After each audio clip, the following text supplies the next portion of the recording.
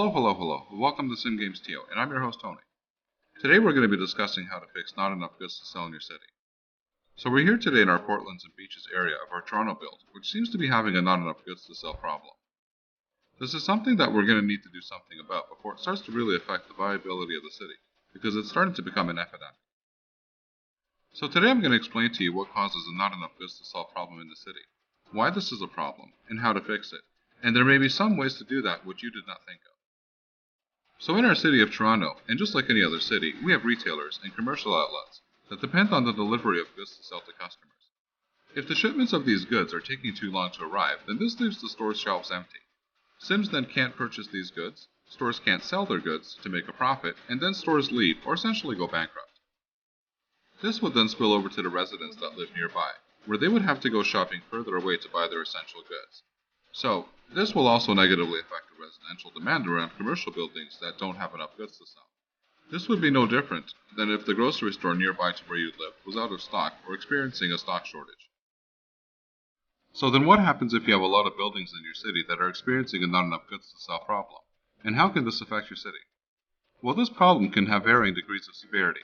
If there are many buildings that are continuously not being reached in time by delivery trucks, this can cause many commercial and industrial buildings to leave the city. This can then cause your city to lose tax revenue from these buildings leaving. This can then lead to insufficient commercial and industrial buildings. The loss of businesses and industries can then lead to residents leaving because your city is not able to meet their needs, and this can then snowball, and before you know it, your city is doomed. This is, however, in more severe cases. The best is, of course, to have all of your buildings in your city well served by delivery trucks.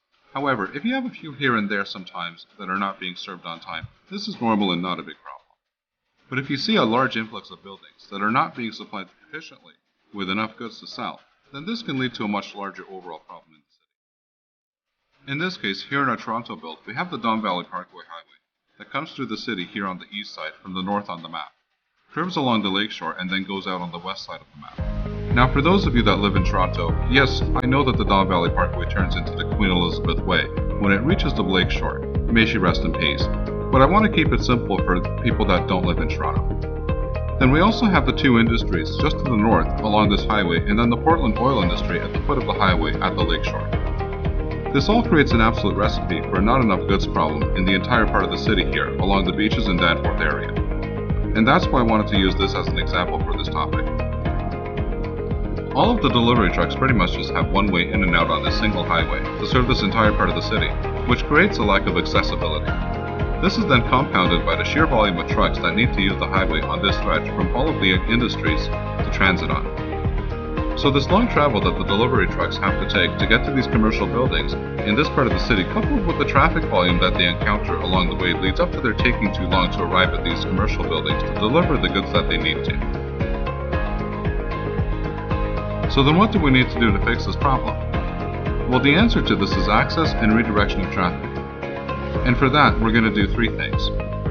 Firstly, we're going to place some cargo harbors along the lake. This will allow delivery trucks to have a much shorter and almost traffic-free route to these commercial buildings. We will also encourage a large portion of these industries trucks from the Portlands to use the cargo harbor to import and export their goods.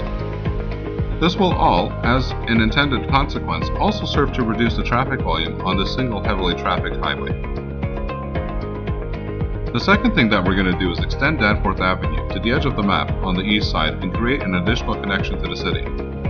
This will allow delivery trucks to have a shorter route in and out of the Beaches and Danforth pocket of the city. I also use the Traffic Manager mod to increase the speed limit to 100 km per hour to compete with the highway. Now, I do of course use several mods to do this, but if you're not using mods, then the only thing that you can do instead is to take that single highway, split it, and then bring it around the east side of this underserved district. Then you need to make some interchanges to add some more road access points, which should work for you and help out with that traffic flow. So thirdly, I'm going to place a forest industry here in the southeast part of the Beaches. Now, 99% of you that play City Skylines that have the Industries DLC think that the single purpose of this DLC is to make your city more money. But I'm going to show you another use for this wonderful DLC. You see, right above where I'm going to be placing the forest industry, there is a rather larger forestry specialized industrial area along the southern part of Danforth Avenue. This means that raw forestry products will now be produced here, and can therefore be conveniently delivered to these buildings back and forth between the forest industry. So this will inevitably reduce the traffic volume on the highway, since trucks will not have to use it to deliver these raw forestry goods necessary for these forest industry specialized buildings to survive. Additionally, it will make the trips far shorter and much more efficient. So this is another benefit of using the industry's DLC in your city, where you can redirect traffic to make deliveries more efficiently and redirect the traffic to and from another part of your city to reduce this traffic in other parts of your city. In the end, the not enough goods problem is about using the mechanics of the game to make delivery trips to these locations shorter and more efficient. I hope that you found this video helpful, and you can check out many of my other City Skylines videos for more useful tips about the game. Until next time, happy skylining!